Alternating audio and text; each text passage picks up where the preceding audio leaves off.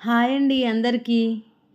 పాతకాలం నాటి వంట వేరుశెనగపప్పు, ఎండుమిరపకాయలు, చింతకాయ పచ్చడి తింటే చాలా బావుంటది కదండీ! మా అమ్మ చేస్తదనమాట. ఇది చాలా బావుంటది అన్నంలోకి. వేడి వేడి అన్నంలో కొద్దిగా నెయ్యి వేసుకొని, ఈ పచ్చడి వేసుకొని తింటే ఇంకా స్వర్గమేనండి. అంత బావుంటదనమాట ఈ పచ్చడి.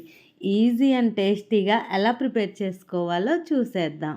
స్టవ్ వెలిగించుకొని ఒక ప్యాన్ పెట్టుకొని అందులో కొద్దిగా ఆయిల్ వేసుకొని వేరుశెనగపప్పు కూడా వేసుకొని బాగా ఫ్రై చేసుకోవాలన్నమాట ఈ ఆయిల్‌లో.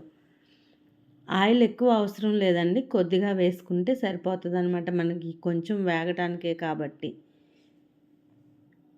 చూడండి ఈ మాత్రం కలర్ వచ్చి ఏగితే సరిపోతుందనమాట. చూడండి ఇలా ఫ్రై అయిన తర్వాత ఇప్పుడొచ్చేసి ఎండుమిరపకాయలు కూడా వేసుకోవాలి. అవి ఎండుమిరపకాయలు వచ్చేసి మనం కారం ఎంత తింటామో మన స్పైసీ తగ్గట్టు ఎండుమిరపకాయలైతే వేసుకోవాలన్నమాట. ఎండుమిరపకాయలు కూడా వేసుకొని ఇలా బాగా ఫ్రై చేసుకోవాలి.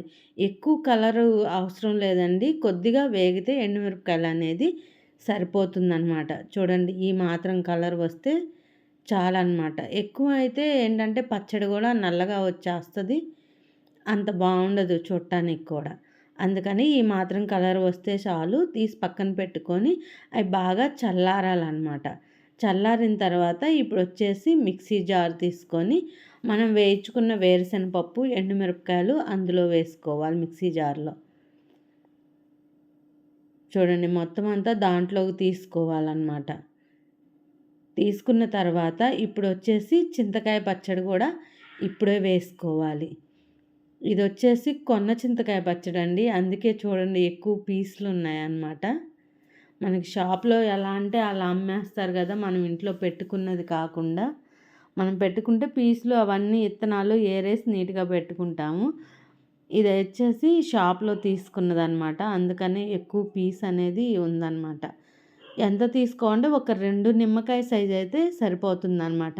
మనం వేసుకున్న ఎండుమిరపకాయలకి, వేరుశెనగపప్పుకి. చూడండి వేసుకున్న తర్వాత ఇలా కచ్చా పచ్చాగా మిక్సీ అయితే పట్టుకోవాలి. ఎక్కువ మెత్తగా అయితే అంత బావుండదండి పచ్చడనేది. అందుకని కొంచెం బరగ్గానే మిక్సీ అనేది వేసుకోవాలి మనం. ఇప్పుడు అదే ప్యాన్‌లో పోపు కోసమని ఆయిల్ అయితే వేసుకోవాలన్నమాట. చూడండి ఆయిల్ వేసుకొని ఆయిల్ హీట్ ఎక్కిన తర్వాత పోపు దినుసులనేది వేసుకోవాలి. పోపు అంటే ఇంకేముందండి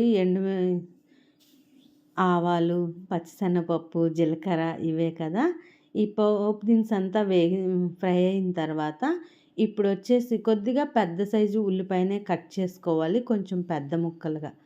ఇలా చూపించిన సైజులో కట్ చేసుకొని పోపులో వేసుకోవాలన్నమాట. ఈ ఉల్లిపాయ ముక్కలు, కరివేపాకు వేసుకొని బాగా ఫ్రై చేసుకోవాలి.